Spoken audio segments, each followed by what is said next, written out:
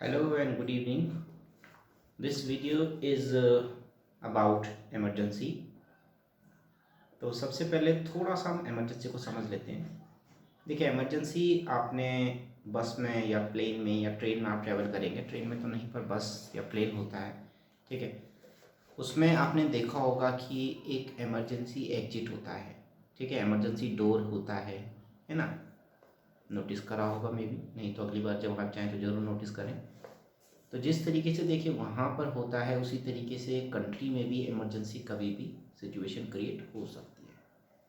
इन सब के लिए कॉन्स्टिट्यूशन में 3 टाइप की इमरजेंसी रखी गई है।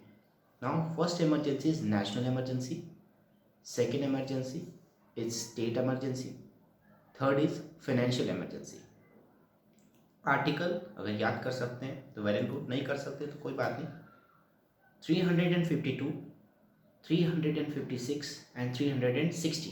तो आप 352 को याद कर लीजिए, चार चार ऐड करते जाएंगे तो अगली इमरजेंसी आती रहेगी। तो 352 is national emergency, 356 is your state emergency and 360 is your financial emergency. 352 national emergency से शुरू करते हैं।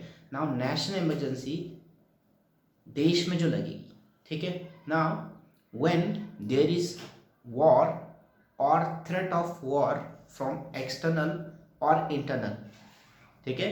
when there is war or threat of war from external or internal, ठीक है, बाहर से या अंदर से ही, ठीक है। जब लड़ाई या लड़ाई जैसे हालात लगे तो इस केस में इमरजेंसी लगाई जा सकती है, ठीक है।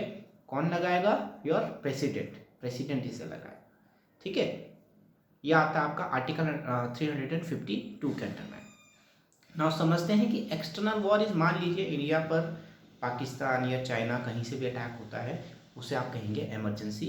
और ये जो इमरजेंसी है this can be applied in whole country, और ऐसा भी हो सकता है कि some part of the country, not necessarily कि ये पूरी कंट्री में लग रहा है या कुछ पार्ट में लग रहा है। जहाँ पर भी प्रेसिडेंट को फील होगा कि यहाँ पर लगानी चाहिए वहाँ पर वो लगा सकता है, ठीक है, कुछ पार्ट या पूरी कंट्री में।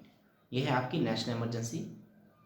आपको वॉर और थ्रेट ऑफ वॉर समझा दिया। दूसरा मैंने आपको कहा internal.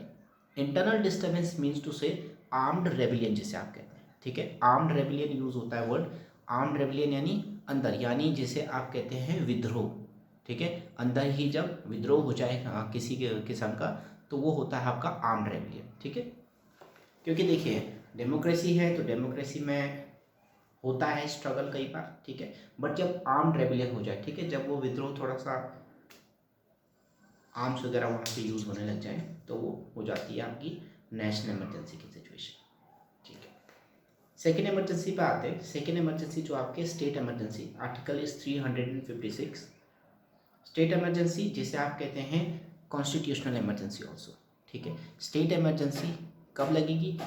When the president will feel that one और अदर स्टेट, जो भी है कोई एक राज्य या एक से ज़्यादा राज्य, ठीक है, when there is failure of constitutionary machinery, ठीक है, जब उस राज्य की जो गवर्नमेंट है वो नॉन एलिजिबल लगने लगे काम करने के लिए, तो वहाँ पर आप मान सकते हैं कि, ठीक है, तो वहाँ पर क्या हो सकता है, जब प्रेसिडेंट को फील होने लगे कि किसी स्टेट की गवर्नमेंट काम नहीं कर पा रही है, ठीक है, तो वहाँ पर उसे हटा कर वहाँ पे आप कहते हैं प्रेसिडेंट रूल जिसे आप कहते हैं, डायरेक्ट प्रेसिडेंट का रूल लग जाता है किसके अंडर में? गवर्नर के अंडर में। गवर्नर वहाँ पे काम करता है on the behalf of your president, उसे आप कहते हैं प्रेसिडेंट रूल, उसे आप कहते हैं स्टेट इमरजेंसी, उसे आप कहते हैं कॉन्स्टिट्यूशनरी इमरजेंसी, ठीक है। यह है आपकी इमरजेंसी नंबर 2।